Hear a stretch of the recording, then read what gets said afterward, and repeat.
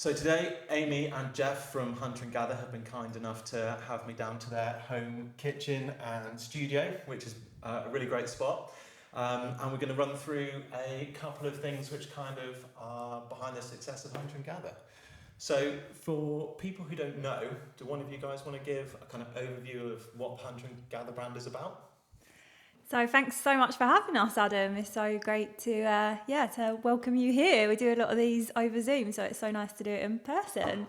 Obviously I'm Amy and Jeff is to my right, and we're the co-founders of Hunter and Gather. So Hunter and Gather is an ancestrally inspired, better for you real food and supplements brand, and we have a promise that everything we do will be free from refined sugars, grains and inflammatory seed oils. So we're bringing food back to really how it should be. We also say no to chemical preservatives, and we love ingredients lists that you can just pronounce.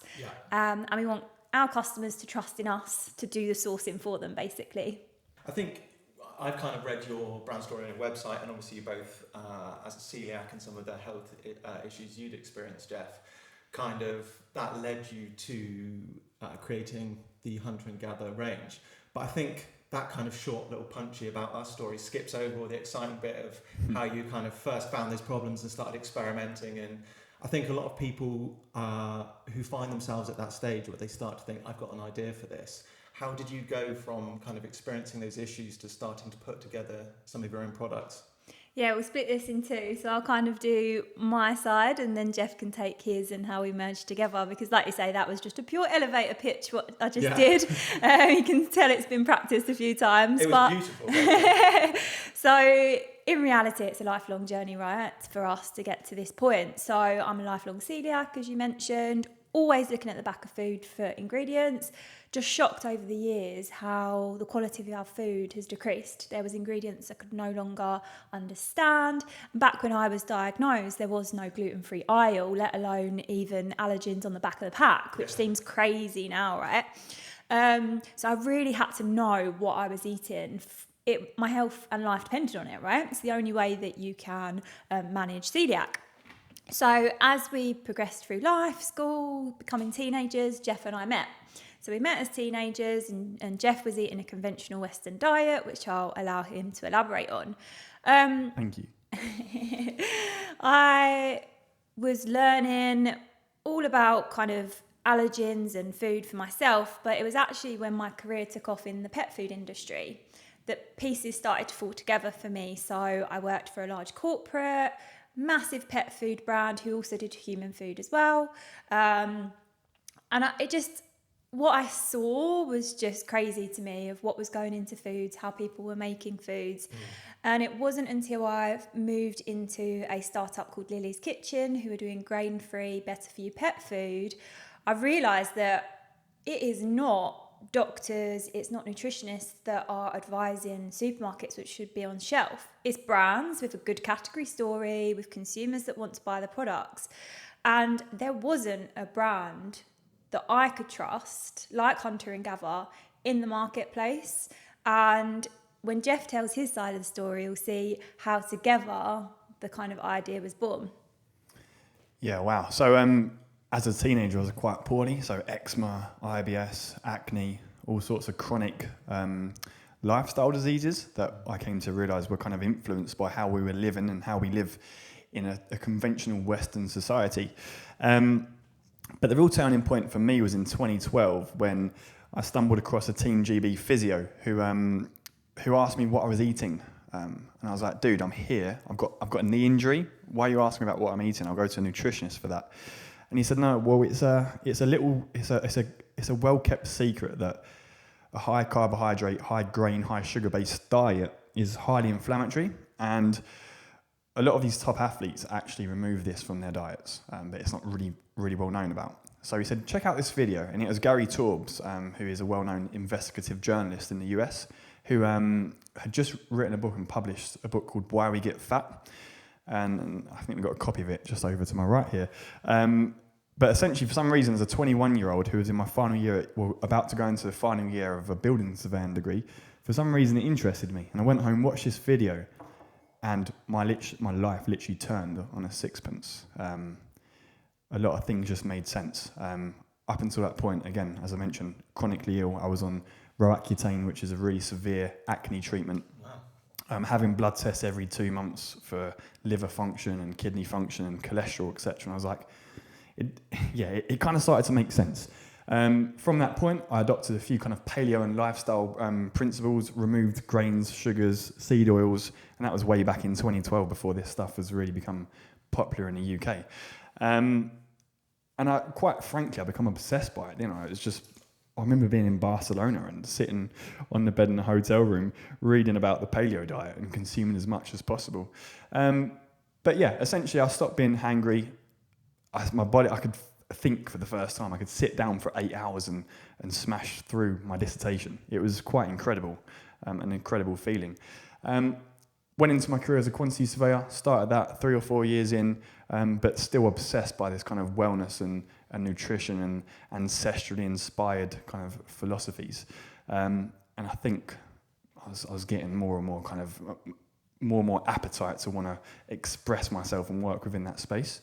And educate people, wasn't it? It was a choice of, okay, how can Jeff give back? The building surveying wasn't quite scratching many itches. Wasn't cutting the mustard, was it? And you looked at entry-level medicine. Yeah, graduate entry medicine, nutritional therapy, health coaching, personal training, all sorts of avenues where I could express myself and give back to space and essentially spread a message for as many people as possible to feel their best selves, to feel as good as possible. And that's something it just feels like it's in my DNA. Well, I've personally also had a couple of these things recently. So you've touched on some dietary things and some lifestyle things. I was amazingly surprised. I was really super skeptical about things like time-restricted eating and fasting, this kind of stuff. And I listened to the Huberman podcast on fasting, and the kind of evidence behind it was enough to make me think, okay, I'll try that. And I found it boggled my mind at the health differences that just those simple lifestyle choices made, not even like particularly aggressive ones. So I noticed you said I might break my fast just as I came in. Like, what are some of those kind of lifestyle things that you guys practice in conjunction with your kind of healthier consumption with your products as well? Yeah, so you'll see on our website we have a lot of articles, education, blog posts, all free, so do check them out at hunterandgatherfoods.com. But yeah, we cover things such as fasting, benefits, etc. And it can vary for different people and the reason why you want to fast, so understanding that. Cold water therapy, community, so that's such a simple one, like how you can be your best self through building a tribe, having a community, a safe space. It will be down to the types of foods that you choose. So we advocate a lower carbohydrate lifestyle, free from refined sugars, grains, and the more important one we feel right now is the inflammatory seed oils. So that's a big topic. It's in a lot of foods. So we're really focused on there as well because we believe it's going to be the next tobacco, the next sugar, and you'll see that more and more in terms of the impact on health. Big food loves seed oils. It's nice and cheap. But it's also really hard to do that education piece you're talking about. Being ahead of that curve and trying to bring that messaging to consumers, that is a challenge. So, it sounds like you're already doing that through your kind of content production, and that's kind of a big focus of how you see Hunter and Gather fitting in moving forward, and how are you finding people's responses to that? Well, I think linking back to the kind of story and journey and me saying that this desire to want to help as many people as possible is in my DNA. It's just built into me. I sometimes sit back and see our products merely as a vehicle to be able to spread a wider message and to allow humans to reconnect with the true human state. Like we were born with the ability to express ourselves and to thrive, yet we don't.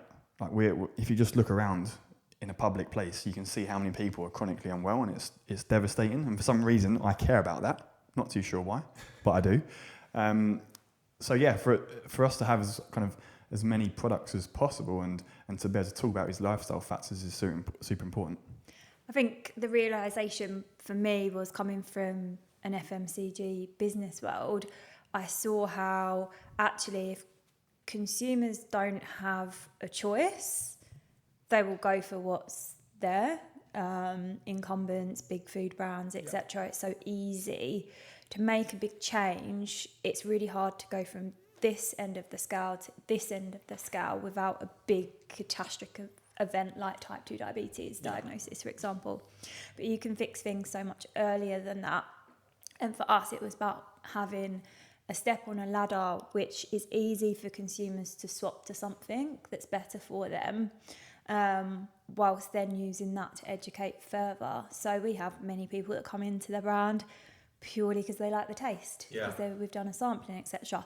And then they understand more. And I think that's where we saw the products being a vehicle. It's also been helpful that there's so many other great nutritional practitioners, influencers, doctors that are advocating more lifestyle changes, and especially the seed oil free, that we're almost being a vehicle for that message. Because you can't, if you're just telling someone not to do something, that's not going to have the same impact as saying... Most of us hate that. Here's a Everybody better... hates that. Here's a way that you can do it easier. It's there for you. You just need to do this. So that's a way for us to help this whole ecosystem of health and wellness improvements. Yeah, food products are fantastic, or food and supplement products are a fantastic way of being able to educate, because there's 3, 4, 5 opportunities a day for that person to interact with that product. And instead of telling someone, remove seed oils, so what does that mean? They can consume mayonnaise, maybe not for their first meal of the day for breakfast, because that's potentially weird, but some people do it. But you can lead them to better lifestyle choices. Yeah, and I think the point you made a minute ago about those kind of small incremental things that just feel like an easier choice is a really powerful way of doing that. And we talked about your point there about with such diverse product range, you've got so many different chances in a day to interact with your customers. I had a thing recently where a buyer said to me, to my colleague, that they didn't really get where Motion sits because it sells both nootropic type products and collagen. And I was thinking, well, Hunter and Gather have a far more diffuse product mix than that. So how did you guys get from having supplements sat alongside condiments? That's a really kind of interesting... To any buyers out there, come on guys, you can do better than this. Cross category is the future. Yeah. For us, if you zoom out, we was never a product business. Right. So we're a lifestyle business, right? Hunter and Gather can span across any category you can think of. We could go into fitness equipment. We could go into wearable tech. We could go into... It's just we chose food as the initial vehicle. We will be a cross-category brand, and we will be a one-stop shop that you can enjoy. Well, yeah, not just cross-category, but cross-sector. Yeah, Why not have wellness hubs? Yeah. It's possible. That's the dream for Hunter and Gather, and that was even purposeful down to the name. We never named the brand after a product, so it was much broader than that. We saw the top vision. The product itself was purely a vehicle, and I think that's why a lot of people start a brand from a product first. Yeah. That wasn't what it was for us. We knew what the products could be, but it was the overarching thing. So that changes things slightly. So if you're looking for a lifestyle consumer that's ancestrally inspired, we look at what are those consumers wanting, or what are they currently buying that isn't so good for them. So we could enter the snack market next, for example, because there are crisps. 99.9% of what's available is cooked in seed oils. Probably 99.99%. I think that we only know of 2 products that aren't, and they're hard to get hold of. So yeah, there's so many areas that we can go into, and I think if you we took some inspiration from a brand actually called Pucker, because they're known for tea in grocery, but they actually have a big supplements business. So it's like, where is your consumer? How can you bring them into a brand? So we obviously do collagen and we do condiments. A lot of the consumers that choose our collagen choose us because it's one clean ingredient, they trust in our sourcing, etc. So they'll buy across the products that we offer because that trust, that overarching message comes across in whatever we do. They don't just know us for, oh, you're an avocado mayo brand. Well, at first, the consumers did. Yeah. But it's a reality of working within the product and retail space, right? So back to the question of, yeah, it is a reality and it is a challenge. And speaking to kind of grocery, supermarket, retail buyers, like there is that challenge to overcome that obstacle. And that could be one of the reasons why our brand journey has been at a more modest pace.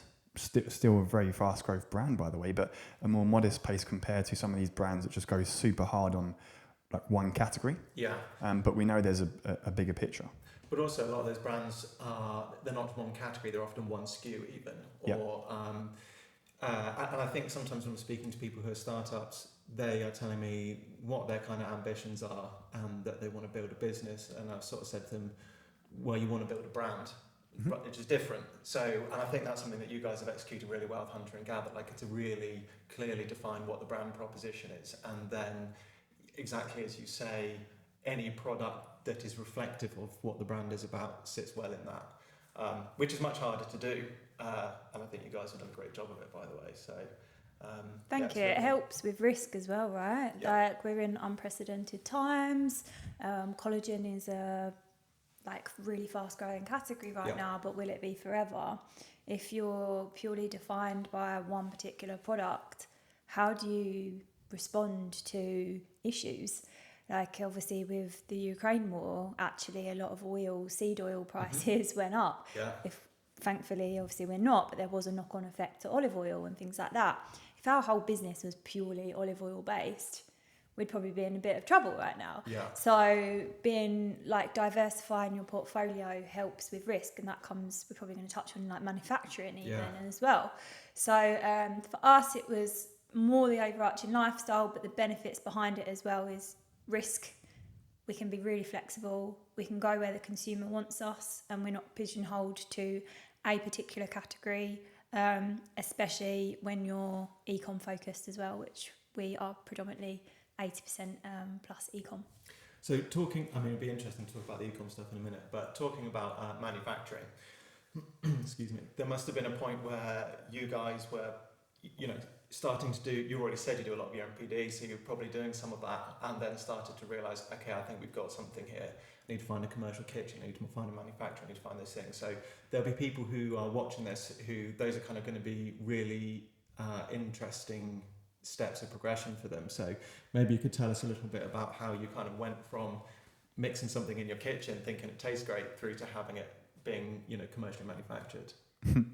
There's a video that exists within my personal archive of me sitting on our kitchen floor where we used to live with a 5 litre kind of sunflower oil jug cut off at the top with a commercial kitchen stick blender, trying to work out how to make mayonnaise. So yeah, that's kind of where that product started. For us, it was quite a fortunate journey in terms of like the mayonnaise and condiments. I spent about 3 or 4 weeks researching how to make mayonnaise on a commercial scale, and we was like, we'll build a small little facility in the back garden, and we'll go for that process and speak to local food safety, and we'll get the certification to make it. Well, it turns out it's a little bit more difficult than that. And we had 2 cats as well, and I was like, the fluff is just really fluffy cat. I was like, this is not going to work. But we went into it super naive. We did not know anything about food production, food manufacturing, at all. We knew that there was issues within that world, but we didn't know the nuances of it and supply chains. And truth be told, I didn't actually really know that there were manufacturers out there that produced for a variety of brands. Even when it comes down to whey protein, for instance, I didn't realise that all these big brands were primarily produced by a handful of manufacturers. Didn't realise that. So yeah, it was literally an email to a condiments manufacturer, and they responded within 7 minutes. Oh wow! So it must have been something compelling within the first email, and they brought us in for a meeting, and I think there was kind of humour in No, I think they were just interested in.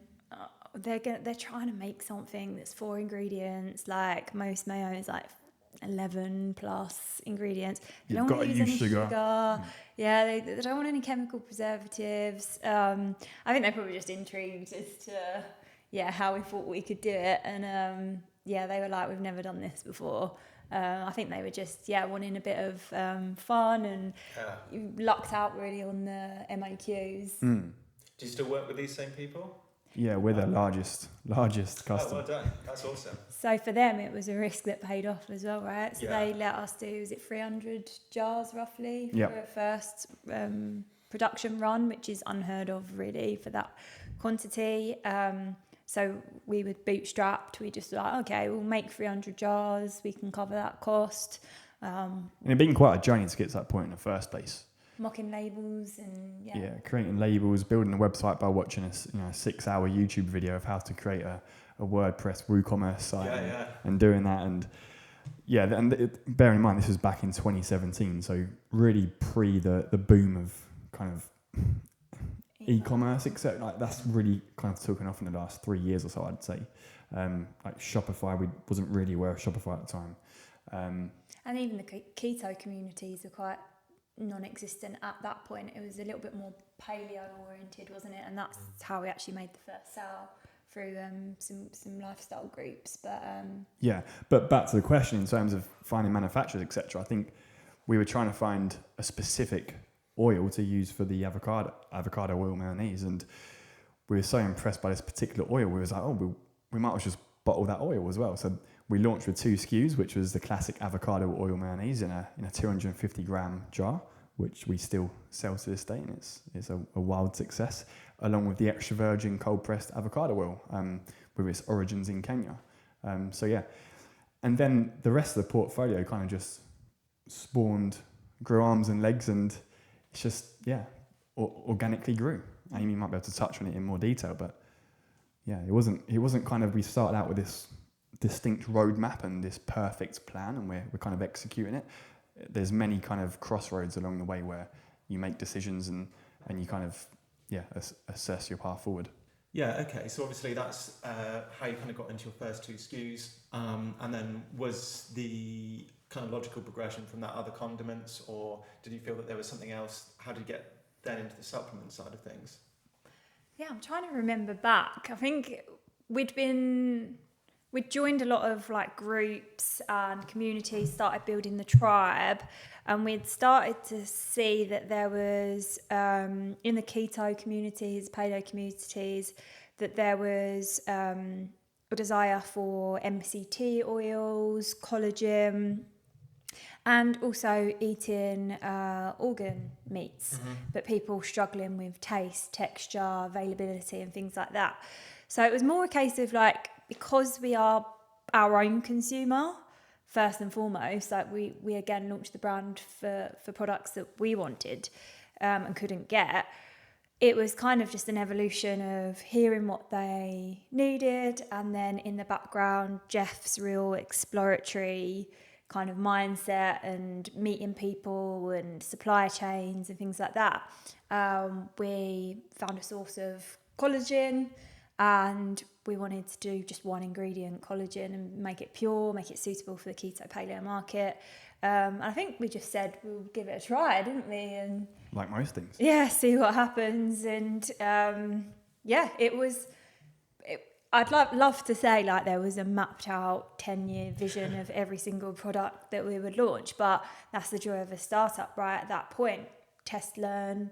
Yeah, absolutely. It's the fun bit though. Yeah, exactly. And we've got 26 SKUs now. We've brought and delisted some in that time as well. So just testing, seeing what works, and the supplements really stuck, and consumers love them from us. They love the real food nature of them. So we call them supplements, but ultimately they are food. Yeah, sure. It's just the way that things have been categorised. Yeah. So overarchingly, they are real food products. Because it was actually the collagen that originally put you on my radar. That was how I kind of came across you guys. Interesting to see that wasn't kind of part of your initial sort of brand strategy as such. But yeah, again, and I think, it's reassuring for people who are starting out to hear that people have built these kind of successful brands and didn't have, this kind of really defined linear path that they were going to hit all these milestones. A lot of it is just kind of learning as you go and figuring some of those things out. Yeah, don't allow perfection to stand in the way of progress. Like, you just got to always talk about the pivot, and it's kind of a bit of a cliche, but strong beliefs loosely held. Like, you've always got to just be aware of things can change, and yeah, there's not a predetermined path. I mean, some brands like that are classed as overnight successes, you could argue that, yeah, but There's been 10 years of work behind a lot of them. Exactly. You just don't see it. I always say to people, it takes 10 years to become an overnight success, you know, and that kind of boring or difficult 10 years doesn't necessarily always come across as glamorously as we hit the jackpot overnight sort of thing. So Yeah, and like even down to packaging, we're on iteration, God knows what. Like we started adding version numbers on them, but before that, we were tweaking, changing, improving all the time. Even our logo is completely different to when we started. Yeah. So it's about getting something out there that's good enough legally and gets the message across, but it's probably not going to be the same brand visual that you've got 5 years down the line. It's not being so hung up on perfection that you don't start something, because you could take 5 years to develop a brand, have that perfect roadmap, and someone's done it before you. And not that you can't still launch, but if you've got something unique, we was the first avocado mayo in the entire of Europe. We're the first unsweetened sauce range. Like, are the products 100% perfect? Probably not. Like, there's probably ways that the packaging could be improved. But get it out there, test, learn, iterate, and develop as you go. A lot of people think about new product development, but we do a lot of existing product development as well, so EPD, and that's just as important as well. Yeah, for sure. And like you say, getting it out begins the learning process. So the whole time you're kind of dithering at home thinking, oh, is this perfect or not? Is this good enough? Then you're not really learning in the same way that you will as soon as you launch. So yeah, I think that's an important lesson for a lot of people. I've worked with some clients, like I've got a contract client at the moment. I think I probably first started the project with her, I want to say over a year ago. And you know, that's not to detract from that, but it's one of those things of it is more just to emphasize a lot of people do find it difficult to get everything in place that you need. And like you were saying, you kind of didn't even know, it's all the things that you don't know that you don't know. So you don't know initially quite the burden of compliance, or you don't know initially how you're going to get all of your kind of packaging source. You don't know initially all of those kind of things, which actually are huge bodies of work in themselves. When you look back at the wealth of experience that you accumulate over a 6-year process, which it nearly is, well, it is 6 years now because we commenced before launch, obviously. You look back and you look back at that person who started it. Yeah. And you think, nice job, buddy. Like, if you knew then what you know now, without having done the journey, you probably wouldn't do it. No, if you knew what the reality of the challenge is, and all the kind of knocks that you get on the way, it's. But once you've accumulated the experience, obviously you can do it again. But yeah, when people ask for advice, it's like, just you work it out. If it's in you, you'll work it out. If it's not, you'll soon realise that entrepreneur lifestyle isn't for you. But I guess if you're listening to this podcast in the first place, it's probably in there, waiting to be unleashed. Yeah, and the naivety is sometimes a good thing. Like, you also see that when it comes to manufacturing. Like, if you've been doing a certain thing a certain way for 30 years, to do something different, you're like, oh, no. Yeah. Whereas if you're like us, we come into making condiments completely fresh, and it's like, we can make it at home. Why can't we make it into a mass scale? Why can't we? It's rather than you can't, it's always been done this. It's like, why can't we? Yeah, exactly. What's the other route? And sometimes, like I said, I do a lot of our MPD. I'm not new product development trained. Anyway, I was all sales based before, but actually that's probably a superpower, because I question a lot of things and uncover a lot of things, and rather than just be like, oh, that's just the way it is. And also, if you've never been told you can't do that, then you kind of just move straight past that. Yeah, you're not holding yourself back because you don't know what the ceiling is, or you don't know what the barriers are. Yeah. So then a lot of the times you just work ways around them. It's easy to put blockers up if you're not aware of them. to you it's just obvious. You're like, why can't we do it this way? But for others that have been doing things a certain way for a very long time, it's normally just the default you go to. And we're probably going to touch on like maltodextrin and ingredients and stuff like that. A lot of the time people just go for the cheapest, but actually looking at formulations and things, sometimes that's not the route you want to go. There's other ways, and I'm constantly doing that when we're creating new products. Yeah, so that brings us actually to an interesting point. You talked there about maltodextrin, and a conversation that I have very frequently with people is that they'll say, I want to make a product that has all these ingredients, but none of these ingredients. And you often say, well, the thing that you kind of have to realise is often quite a few of those things are inseparable in some ways. You might find that a ingredient that you want to use, there just simply isn't a version of it which exists which doesn't have one of the carriers that you don't want. And the first response I always get is, but so-and-so does it like that.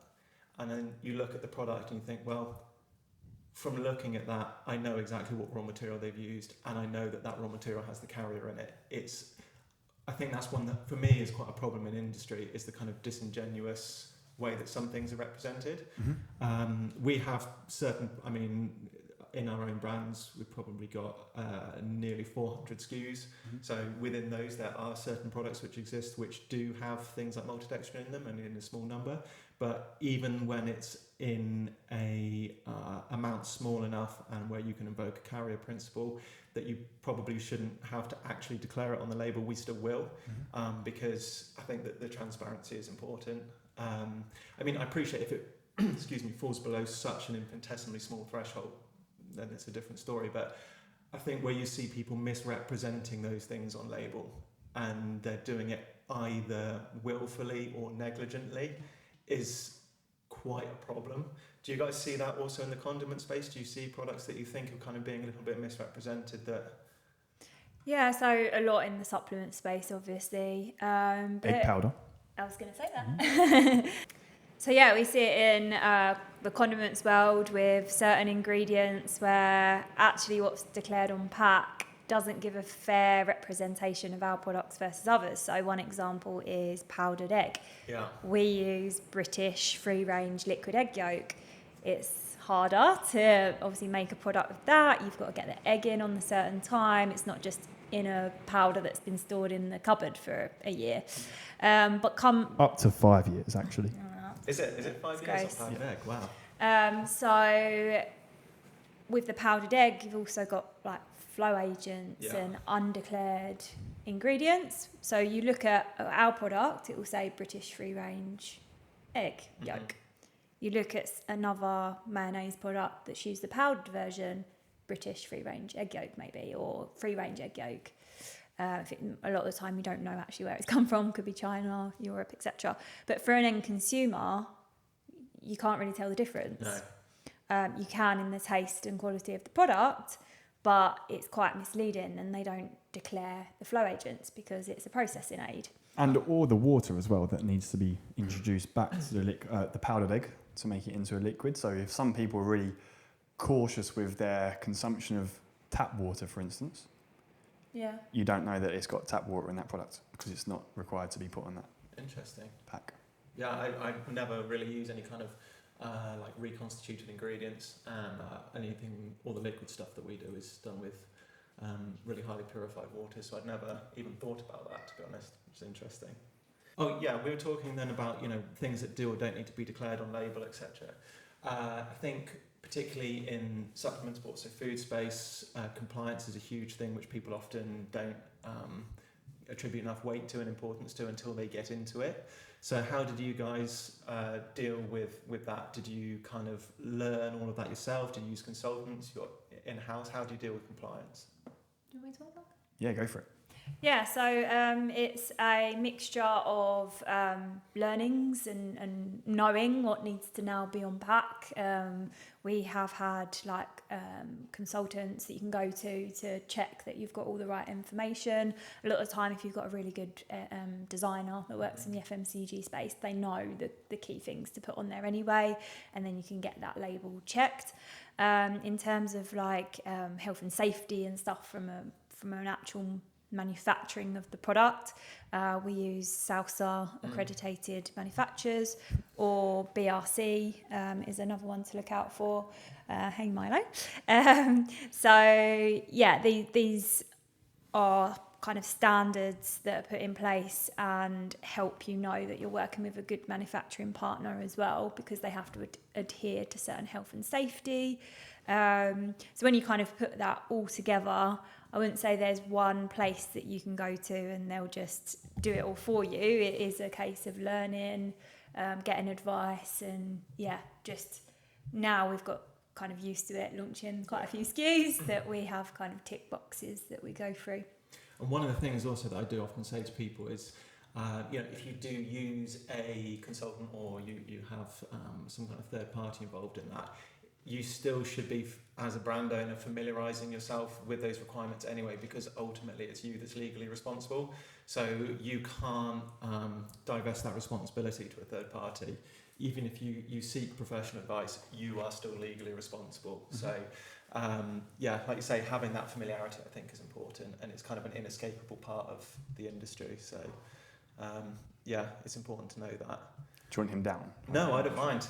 Milo, the hunter and gather cat, is on the loose. Ultimate hunter. Yeah, he should have got his own mic. He's a CEO.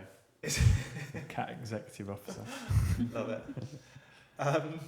So another thing that I found is quite interesting to talk to people about is as they've grown.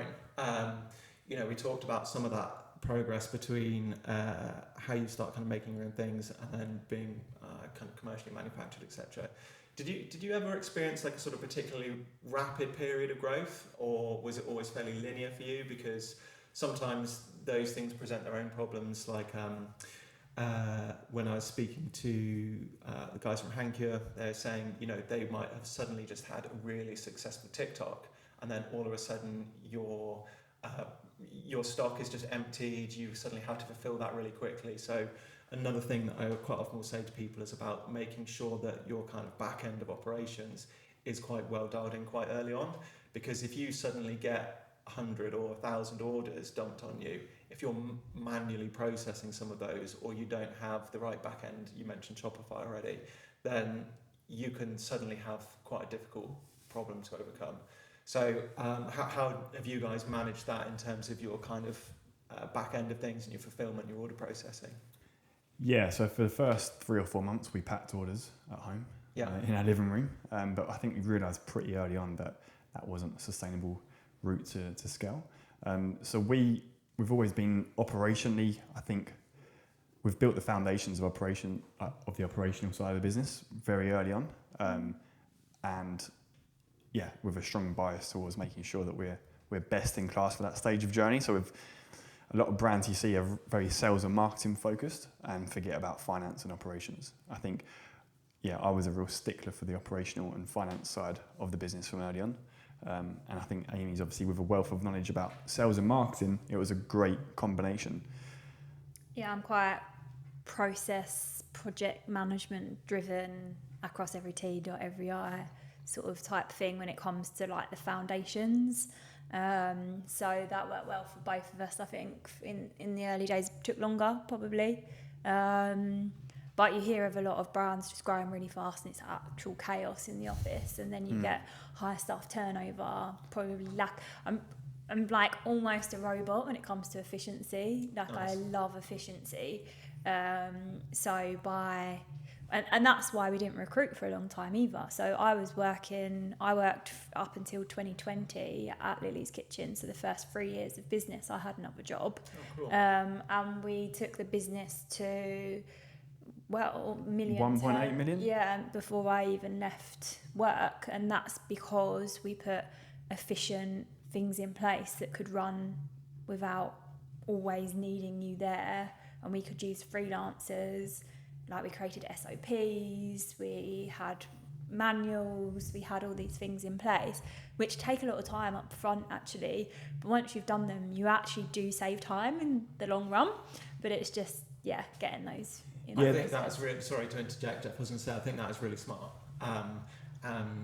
People who are watching this probably, if they're at the early stages of their business, probably don't necessarily immediately see the value in that, but being able to have that whole kind of system to your business process that then allows you to get kind of anybody to be able to use those SOPs to replicate work done in the way that you want it done.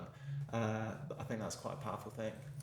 It's having discipline and patience. There's not a great deal of glitz and glamour associated with creating an efficient operational side of the business and understanding finances and cash flow and a sensible P&L model, for instance. So I think that's where we're an interesting dynamic duo.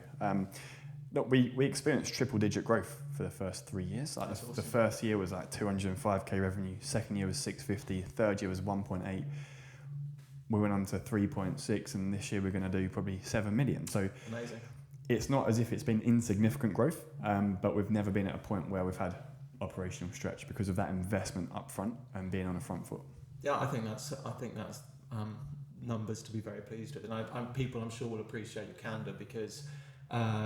Again, you speak to people, and I don't think they necessarily. The fact also that you were saying some of the numbers whilst you were still working a different job, I don't think often people necessarily realise actually how much money you have to make to be able to make this your kind of job and have the lifestyle that you perhaps think you might get from it. So, there is. You do have to do quite a lot.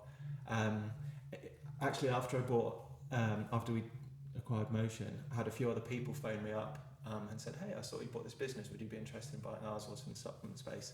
And it was actually kind of quite disheartening speaking to a few of them because they were only smaller businesses, but there was one where there was two guys. They had about $250,000 a year in revenue, and it wasn't. By the time they'd had all of their costs, it wasn't making enough for the two of them to have a salary that they were happy with. Yeah.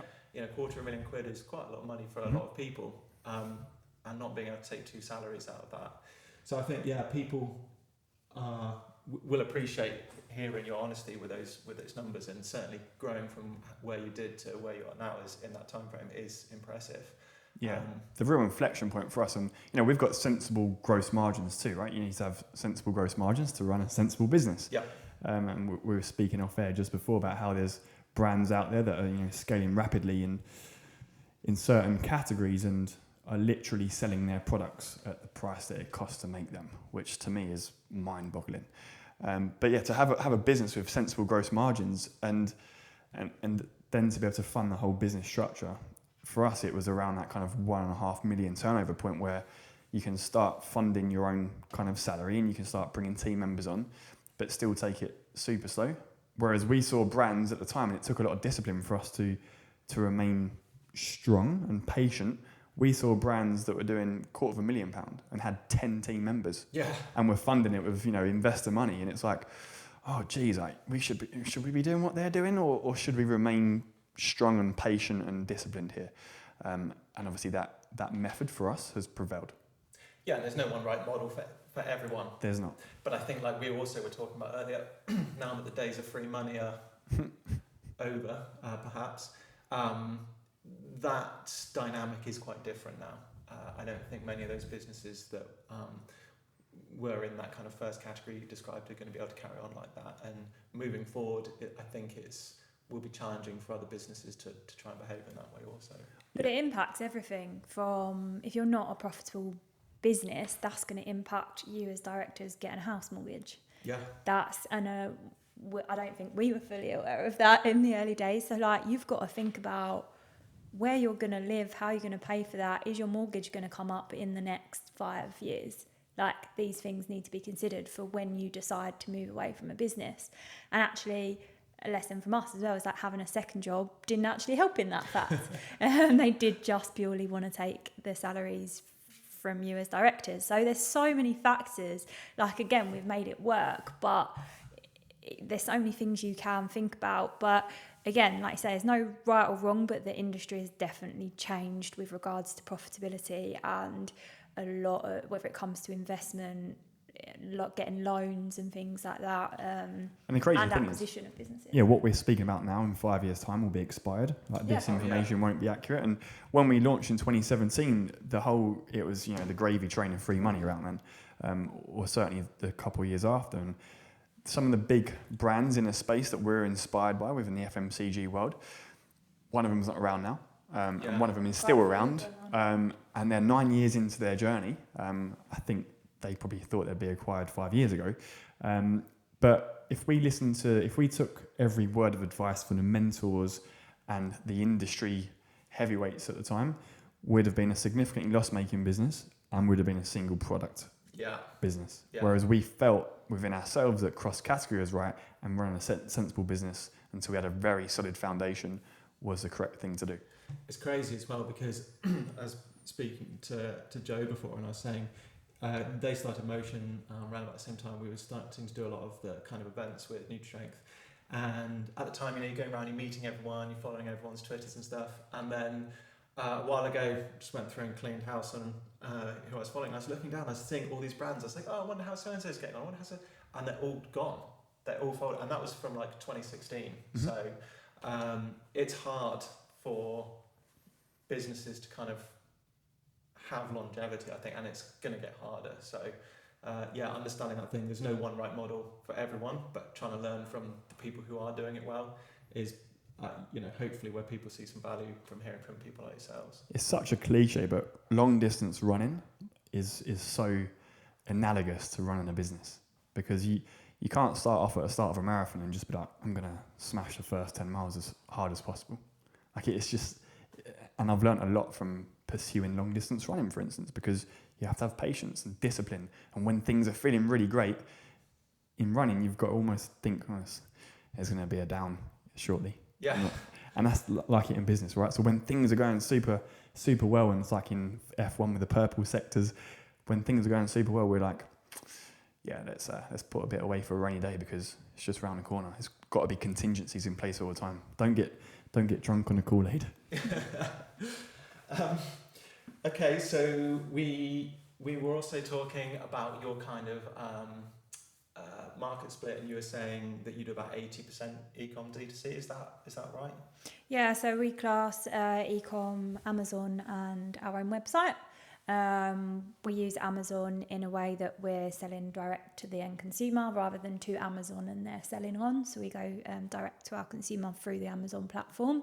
It's called merchant versus vendor relationship. Seller Central. Yeah, Seller Central. We use the Amazon fulfilled by network though, so it's still Prime and things like that. So it's great because we can get straight into customers' homes. We're not reliant on purely grocery. We do work within retail, so Holland & Barrett, Ocado, Booths, which is the posh supermarket of the north. Yeah. Whole Foods Market, Planet Organic, Selfridges, those kind of retailers. Mm-hmm. Yeah, so it's good because that way we can get to our consumer and move quickly with the e-com side of things. We can launch and test new products, and then we can put our key hero SKUs into retail and see how they work on shelf, where you've got less marketing messaging and they've got to stand on their own 2 feet in a category and end up in consumers' baskets. So it's still a learning of balancing the two and how we integrate between them.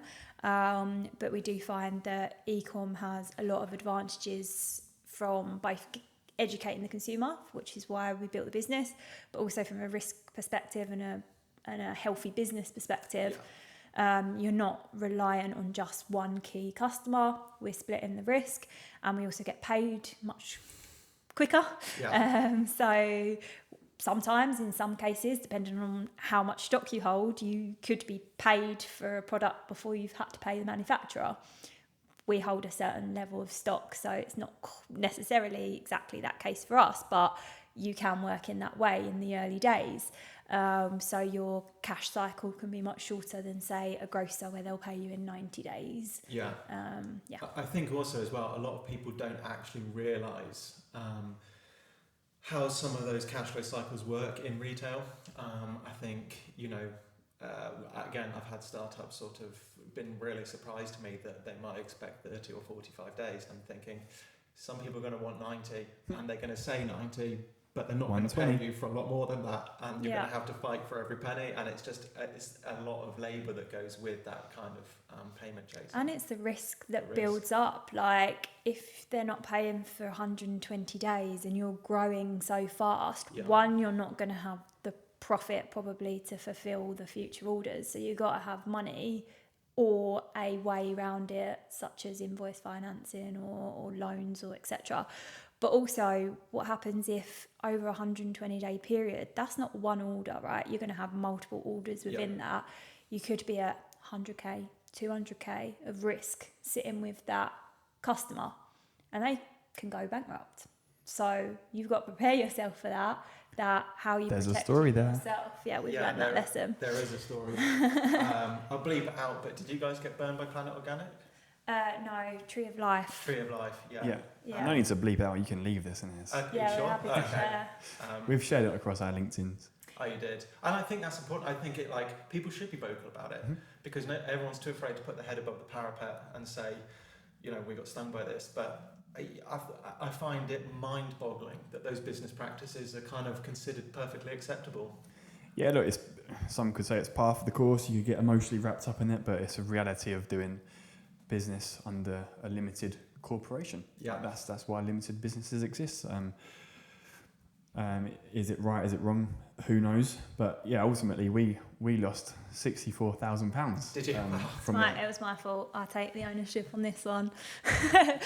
Because when you're so sales driven as well, right, and you're a positive founder looking for all the opportunities that you can, and when you're working with a customer that you've worked with for years in my previous roles as well, they've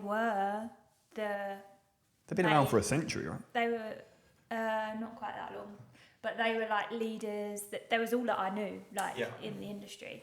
They had just launched us into Holland and Barrett, so they'd bought in a big order for that launch, and obviously they were on payment terms. So we'd sent that product in on the basis that they would be paying us. And what I didn't think of is we had things in place for if people weren't paying their invoices and minimum order quantities. Because when you're a startup, you're like, even to get a customer to place a minimum order is like, that's the main goal. You don't think about people placing an order so large that it could put you in trouble. Yeah. Because that's like success failure. Like, you don't think that success could be your failure in one sense, but it really can. It's just as important as, it's actually more important than hitting an MOQ in the grand scheme of things, because what happened was we didn't have that metric in place to flag this big order. We just were like, yeah, we're going into Holland and Barrett. This is amazing. It's all going to be good. Like, Holland and Barrett is fine. Not all of us had that mentality. No, only when muttering started happening. Have your ear to the ground as well, because muttering started to happen in the industry, and Yeah, that's true. we realised as well that we had no right to that stock really. Yeah. Once it had left Sorry, just us. to interject there. This is something that I hear all the time: is people say, "Well, why didn't you have a retention of title in your contract?" And you said, and I know people who have gone to those bigger multiples or retailers or whatever and said, "I want retention of title in the contract," and they'll laugh in your Yeah, face. we're not stocking you here then. Yeah, exactly. Yeah, and we had this agreement, but when it comes to that situation, you can prove it, try and prove it. You need to have it on every invoice. Yeah. You need to have it written. You need blah, blah, blah. The stock was no longer there. It had already been sent to Holland and Barrett. So unless we went to Holland and Barrett and took it off the shelves, I mean, we didn't know that till after. We probably could have gone in earlier and tried to get. I think that was back. there was a conversation we had in the office, and there was an opportunity to literally drive to Stoke-on-Trent that day and say, "Hey, we're taking the stock back," because we heard. But we're as optimistic. I mean, the general sentiment was we're as optimistic. It's going into Holland and Barrett. We don't want to scupper this nationwide launch into 600 plus stores and have egg on our face, essentially. And is it good? Is it bad? We have that Who motto knows? a lot, because it put us in like a 60 odd K hole, right? Deficit. Of money that we Yeah. were due. Whilst going through, An investment round. There was lots happening, but actually what ended up happening was that launch went ahead. Holland and Barrett had the stock, which was a bonus really. It could have been that Tree of Life had gone bust with the stock in their warehouse. Yes, true. and by the way, they sold it. They sold about £5 million worth of stock for 120k. Yeah. To a gardener or something? Gardener? Yeah, who'd set up the business 12 months previously or Yeah. something. Yeah, So there's lots of interesting stuff that happened. it's all in the public domain. For us, at least, the stock was in Holland and Barrett. The launch went ahead. We could write it off as a listing fee, like in our minds, if that made me sleep better at night. And we took the relationship from the wholesaler direct to Holland and Barrett. It improved the relationship there. We've got new SKUs in that probably we wouldn't have that line of discussion like we do now. So yeah, I effed up in one sense, but now we've took that learnings. We have credit limits on every customer. Yeah. We have on all of our invoices a retention of stock. No customer is set up wholesale without a contract signed by myself. And we also work with Holland Barrett directly. We've grown that relationship. So in the grand scheme of things, we will more than make back the money that we had lost. But that could be fatal to a brand at a certain phase. Yeah, and it probably could have been to us if we weren't going through an investment round. And we do know some brands it was fatal for. Yeah.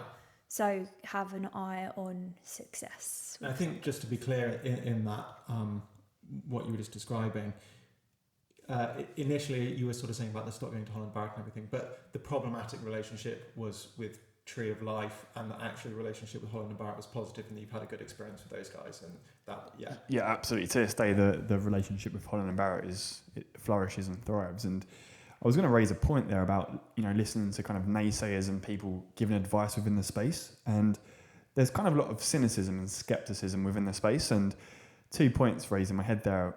One about Holland and Barrett being particularly difficult to work with. We've not experienced that personally, and we've had a very kind of growth mindset experience and a flourishing relationship. But back to D2C, what we were talking about a moment ago. You see the headlines, D2C's, dying, it's the end of D2C, etc. I just done a quick maths in my head, and back in the start of lockdown, when D2C started to really flourish for a lot of brands, I think last month we done like 17 times more revenue than the April 2020 when things started to super boom. So it's not dying; it's still growing. I don't think it's dying at all. In fact, I still think it's the future. But the headlines are unbelievable. Well, I find it really hard to see that somehow in the next, let's even say 18 months, footfall is going to dramatically improve into retail. Commercial rents are going to go down, and that all those retailers are going to have a super easy time, and that people are not going to want to continue with the convenience trend they can get just from any of their Amazon subscriptions. Mm-hmm. The inversion of all of that seems extremely unlikely to me, but maybe I'm wrong.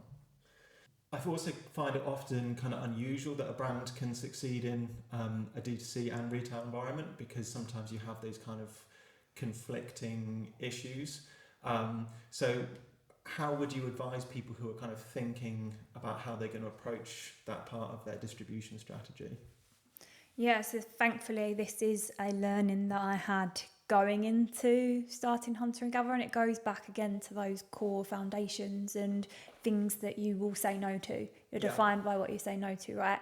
I said no a lot in the beginning. So we only worked with key retailers that fitted the brand. We get approached a lot by Amazon resellers, e-com only sites. And I had learnt this from working at Lily's Kitchen, because a lot of people think they're a grocery brand. They was actually really strong in Amazon and D2C versus grocery as well. And the issues that came up a lot was price competition, both from Amazon selling cheaper, so the independent trade felt penalised, versus resellers taking your box on Amazon, versus like discounts on D2C. So these are all factors that we did actually think about early on. So we have different pricing structures depending on if you're an e-com only or a physical retail site. And if you are a wholesaler, you need to be selling into bricks and mortar. We do not allow, because we're a luxury brand, and if you've got products that require education, you can advise that retailers need a physical presence for a consumer to go to get that education. So within our contracts, we do stipulate that this needs to be a case. That helps with resellers not selling on Amazon, for example, and also eBay and platforms like that, so that you can help kind of balance that growth on omnichannel. Where we work with Amazon in a merchant capacity, you can to some extent set prices at the level that you want. They are starting to price match across other retail, but only if you're doing a sale, for example, like on Ocado, if we do money off on our collagen. That is changing. Amazon. When you become a certain size, they start to price match. Yeah, it's a sketchy practice, and one that's actually going through a European court right now. But Amazon will start price matching, say, in Ocado, our collagen, they'll price match Ocado, and what they'll still allow to sell on their platform, but you won't get the buy box. There won't be a prime badge. Yeah. And that's essentially their way of navigating what is a sketchy situation. So that one's going through court right now, not with us, with another brand in Europe. So we're waiting with bated breath to see how that one materialises. But what you can do is, if you've got bundles, principles in place around like promotional mechanics as well, like we map out our full year so we can see where promotions are by a customer. Asana is a great tool for that, for anyone that loves like project management tools, because we just visually map out where all the promos are at any point. That's good for planning for following years as well, when you want to try and beat certain months.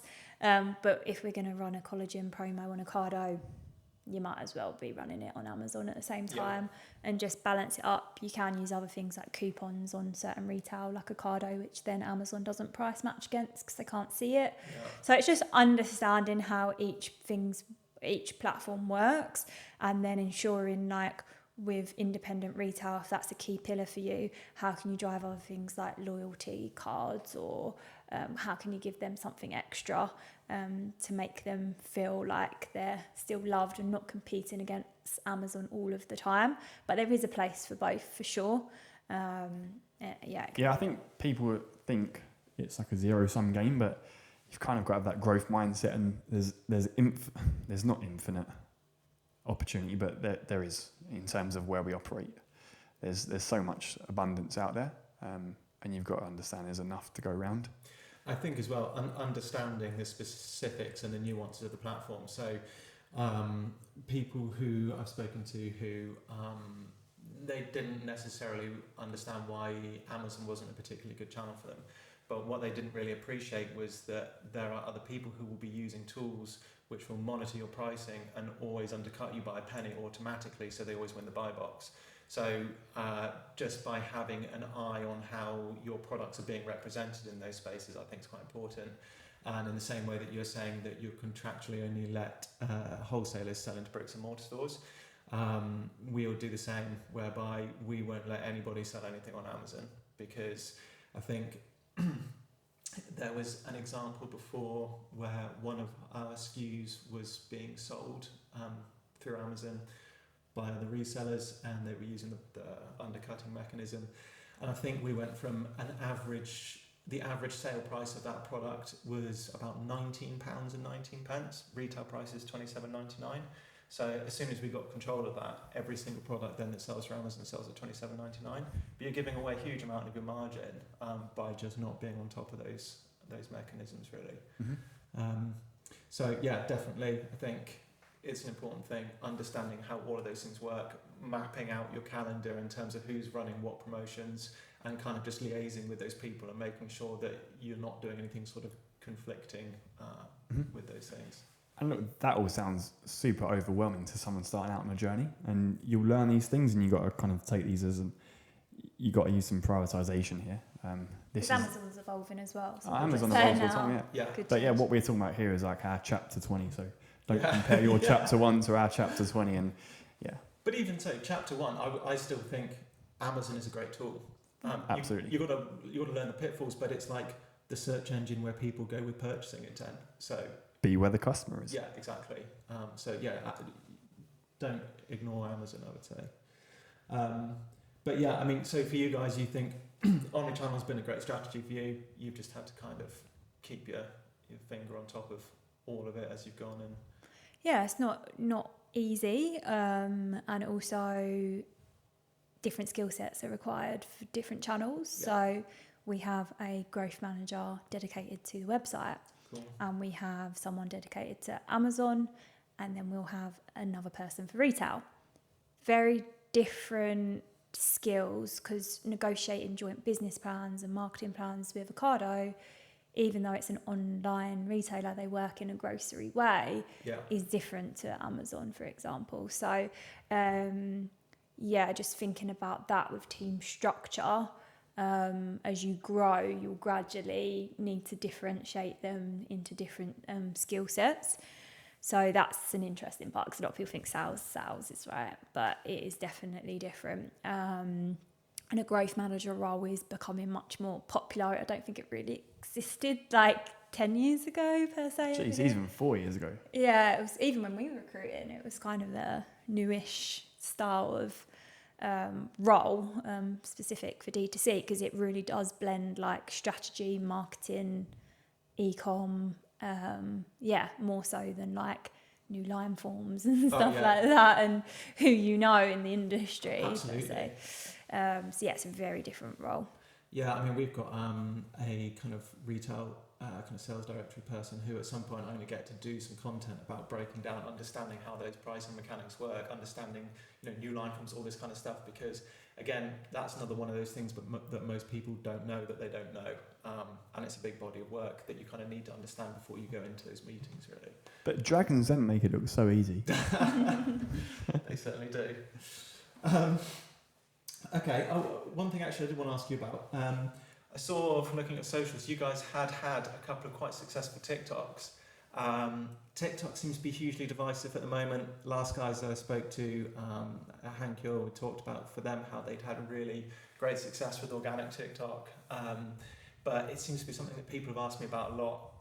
Some people see it as a bit of a kind of shiny bauble that's not really doing anything for them, but they want to get involved in. Other people think it's kind of a dead space. But I was kind of intrigued to see, like, you've got some 35,000 odd view TikToks, you've got some 300 view TikToks. How are you finding that working for you? I wonder, was that your liver prints? 135,000 views. Oh, was it? Oh, wow. I think it was anyways. Oh, cool. I checked when I saw you mention that. I think super early days for us. I think don't sleep on it, because once upon a time Instagram and Meta or Facebook was once a shiny bauble. It seems like it's here to stay. I think the platform will likely evolve from people doing silly dances to actually being a source of education. And live selling as well. There's other territories in the world that is like primarily geared towards like not entertainment, education. So I think it's moving that way, but I think we're super early days. I'm not sure we can actually point any attribution to it in terms of customers. We're kind of using it as a bit of an awareness tool, a bit of some test and learning. I think it will do. Like, you can have issues, especially with supplements, like setting up your shops. So we're going through some like teething issues, but we did that with Facebook, and we've got through that now. So it's just another learning process with TikTok for us.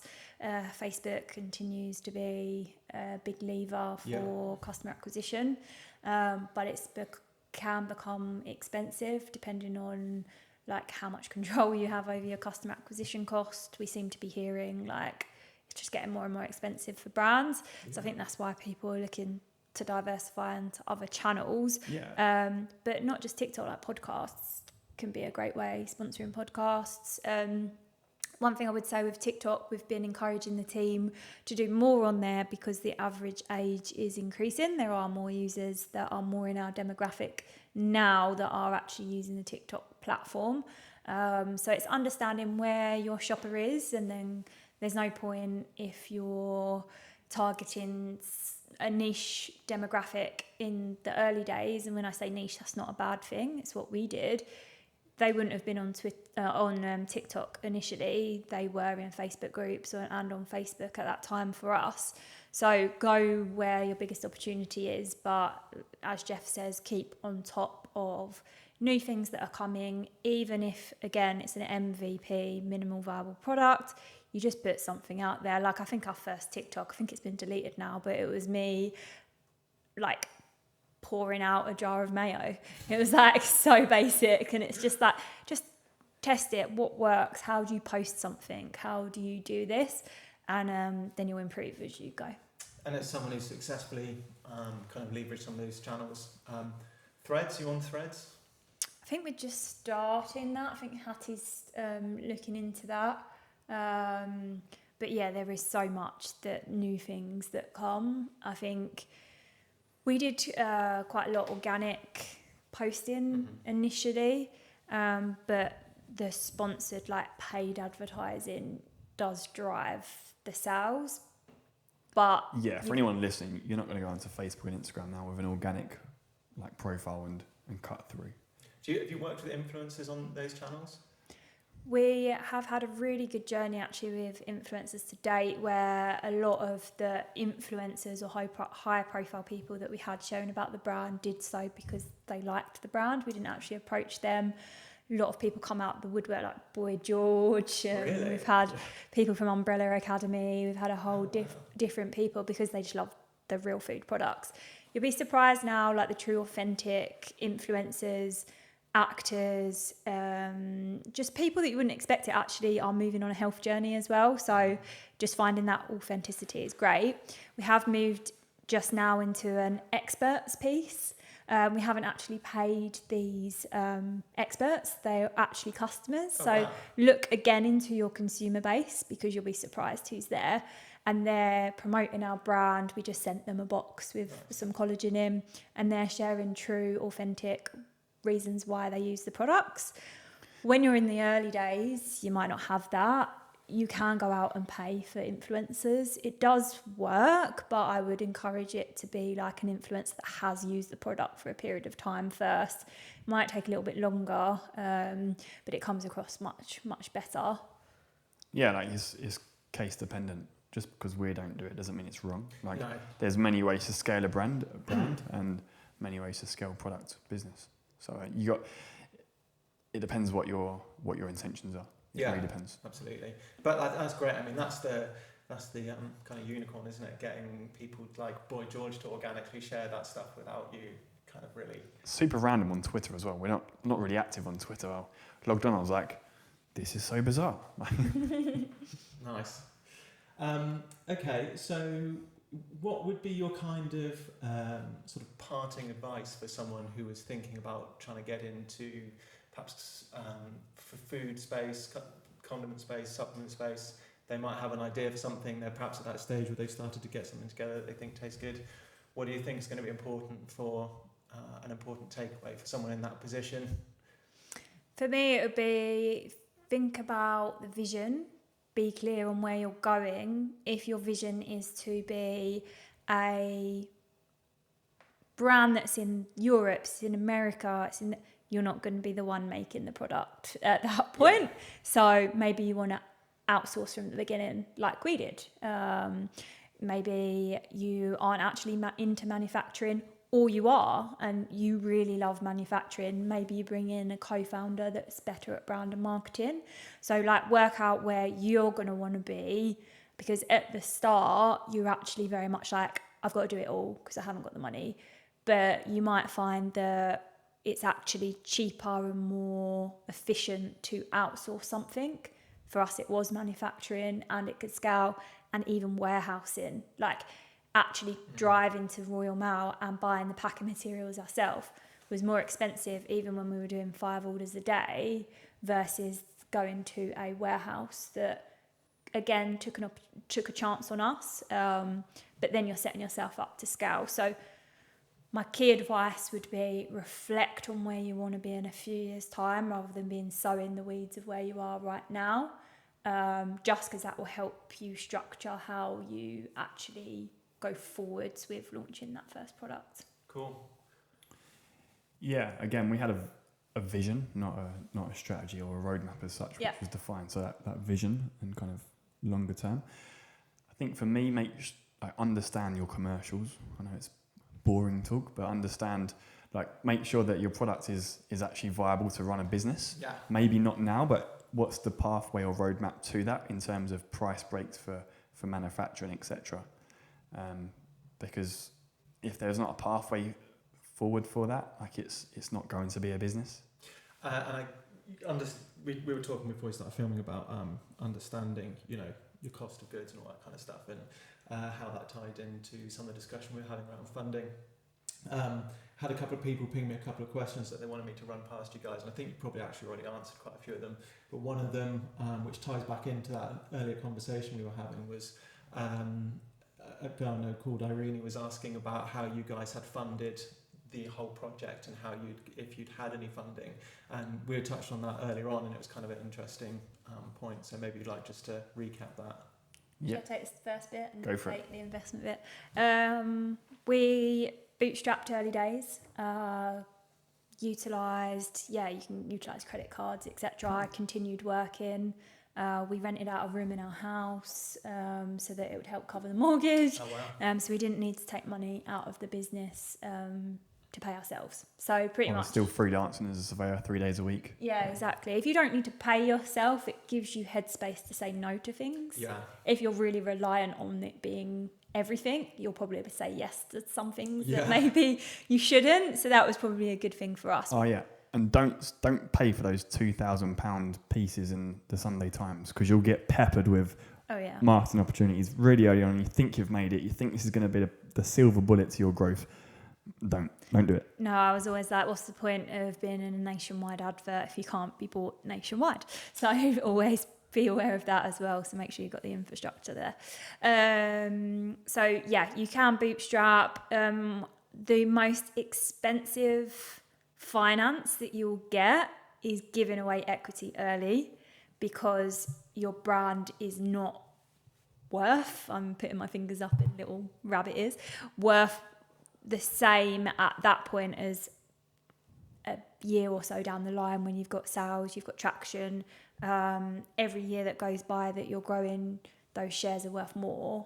So in most cases, unless there's a downturn at some point, as some brands have seen. But generally, if you give away equity early, that's really expensive versus debt financing. So can you look at credit cards, loans, grants, stuff like Amazon lending or PayPal. What are they called? What's PayPal's one called? Working capital. Yeah, or Shopify's one. Like all of that stuff, I think is actually very cost effective now as well. Yeah. And can you not manipulate the supply chain, but can you have conversations with supply chains? It might be difficult in the early days because you might need to pay pro forma for some things, but you could do that on a credit card. But there are ways that you can extend out the cash flow cycle so that you can get money in before you're actually paying it out. And if you are in a profitable state at the beginning of a business, you can grow a business without taking on any debt or any equity funding. It's quite hard. Or at least prove your concept. Yeah, and you need to have obviously margins that work, and a lot of the times it's like skincare brands or supplements brands have more margin to play with than say food in particular. So that plays a part in it as well. But if you can get 60-day payment terms with your manufacturer but you're selling on e-com, you can probably turn cash around quick enough to be able to do that in the early days.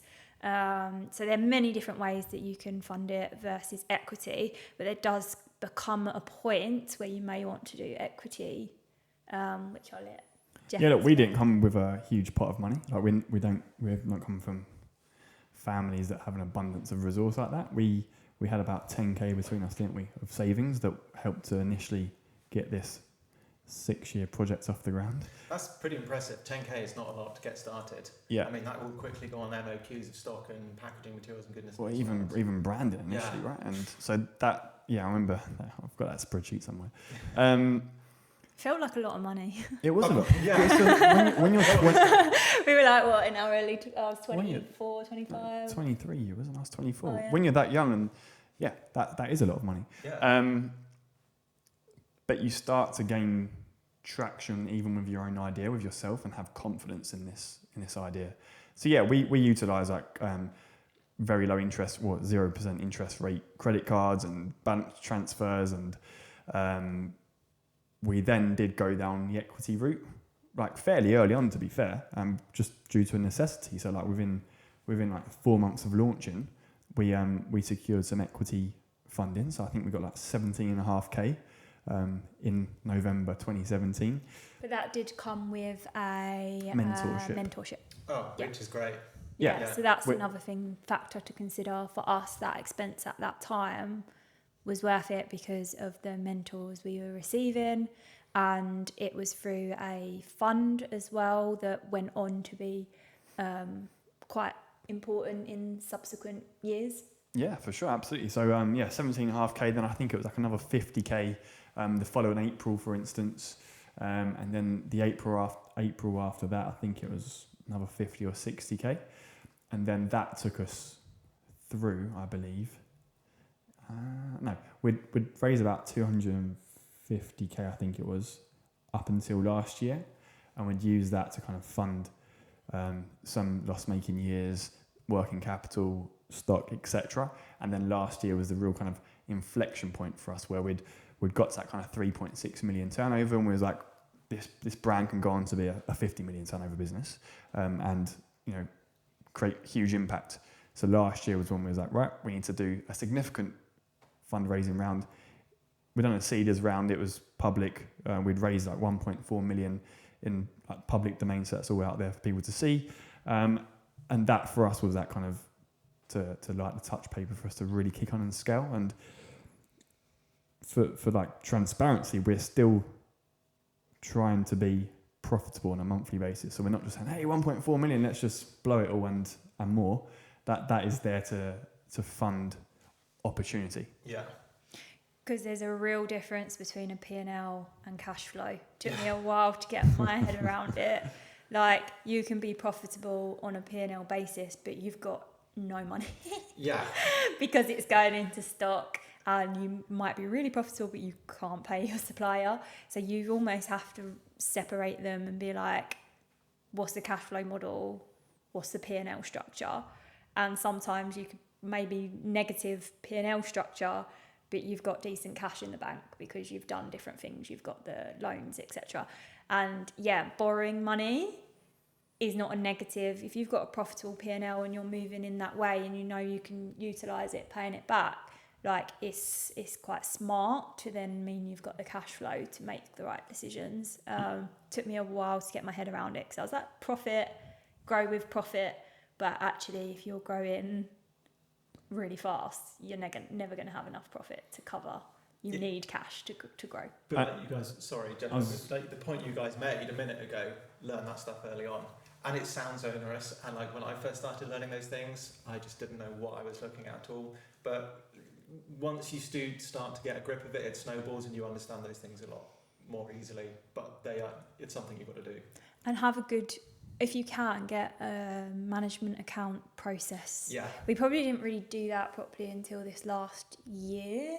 The last 12 months, yeah. Yeah, and it actually frees your mind up to make decisions without just thinking, oh, it'll be all right, or it's not going to be all right. And especially when you're co-founders as well, Jeff was much more focused on finance than I was. In the early days, I was sales, marketing, design, etc. So for me, I had this underlying, like, I don't know the numbers well enough, like angst. This is a bit of angst. Now we have monthly management account meetings. I don't feel that anymore because I know exactly what's going on. So we love freelance and outsourcing in the early days as well, because again, from the risk profile, it's not a team member. You can dial down hours very easily if needed, etc. So outsourcing an FD or just having some rigor around that will be quite useful. And we did some roles outsourced before I stepped away into the business. So we actually had other people before myself. Yeah, people think structure and routine and like rigor is it quells that it stops creative thought. But I'm a big believer in having like significant structure, then frees up the mind to have creative thought. So if you've got this kind of untempered chaos that exists with finance, with operations, it's gonna implode one day. But I love the honesty as well that, you know, you're saying how much you'd achieved, and people on the outside looking in would probably be looking at you guys saying, okay, actually this is an established business, got great distribution, you know, it's going places, but it's only a year ago you got some of that stuff in place. So, you know, I think it's easy to look at how things are sometimes kind of glorified or represented, or to kind of make assumptions about those guys have got to be doing this so much better than I could. But the reality is it's not. We're all just kind of muddling along a little bit in some ways. Absolutely. A lot of the really fast growing businesses, it is like they look like swans. They're just like floating along the surface. They're paddling like crazy underneath, and sometimes it is actual chaos if you haven't got things in place. But the sooner you can on the finance side of things, there might be things that pop out that surprise you. Like some businesses think they've got really strong margins, but they haven't factored in some areas of anything. the P&L properly, or they're not running it fully and they're not analysing those numbers. And actually, at gross margin you might be all right, but you get down to free contribution or further down the P&L and you're spending way more than you should be. And yeah, sometimes that can get lost. Yeah, and just for the record, like we learnt this stuff literally from having no knowledge at all. I didn't realise the interaction between the balance sheet and the P&L. So I didn't realise that when you purchase stock on a purchase order, that actually goes into a stock line on a balance sheet. And then when you sell something, that comes out of the balance sheet and goes into your COGS on your P&L. I didn't realise that. So in the early days, using QuickBooks, we use Xero now. Shout out to Xero. But I was putting our purchases onto our COGS line on the P&L. So we had absolutely no idea really what the gross margin was when you looked at the accounts in the first 6 months or a year. You'd have like one big purchase in February, then you'd be selling loads in the next month, but you've not bought anything. So it was never a true picture. So learn this stuff early on, because that will be an unfair advantage. Like it genuinely is. A positive mental attitude and knowing your numbers, unfair advantages. But also then it's one of those things that sounds like, say, onerous, but when you get it, you just have one of those real kind of, I get it. This is how you do business. Yeah. But also don't be afraid to say, I don't understand that. Yeah, 100%. I think as a founder, you're like expected to be really intelligent or a genius, or I'm not at all. Like a lot of things. I'm not very good at anything, to be honest. You're like a good racehorse, average in all aspects. Yeah. Jack of all trades, master of none. Exactly. And actually, again, that can be really useful because you just pick up on certain points across the business and can join dots. You don't actually have the answer a lot of the time, but you have the sense to be like, I don't know what that means. Can you explain it further? Like, and getting to the point where you're employing people that are smarter 100%. and better at a thing than you is key. But also, one thing I found as well, in order to be able to do that, you still have to have a good understanding of that thing. So like before you're going to employ your kind of digital marketing manager, know that well enough to be able to differentiate, is this person good at that or not? Before you hire your finance manager, know enough of the things we just talked about to be able to understand, is this person good at that thing or not? And then as soon as you are in a position where you can work that out, hire somebody who is way better at it than you are and unload it. Yeah, use the interview process as a learning process as well. You get a lot out of that. What's your kind of your favourite little sneaky interview thing that you do to find out, is this person a good fit for hunter and gather? Tasks. Yeah, tasks are really good because we have a lot. Again, like you say, it is taking some time to understand some key questions that are relevant for the role and some key attributes, because you can look at a CV and it can be very different to the person that you then get on a Zoom or in person. We do a 3-step process. So we look at CVs, we do a video or phone call, and then we do an in-person. And actually sometimes there's a 4th step if we need another task done. And then it's asking questions and it's more just understanding the thought process behind someone. So I wouldn't say there's a key specific question we ask. But I think a task is a big element of what we do. Oh yeah, massively. That is the fundamental thing. You you could can disregard the CV and just really look at that.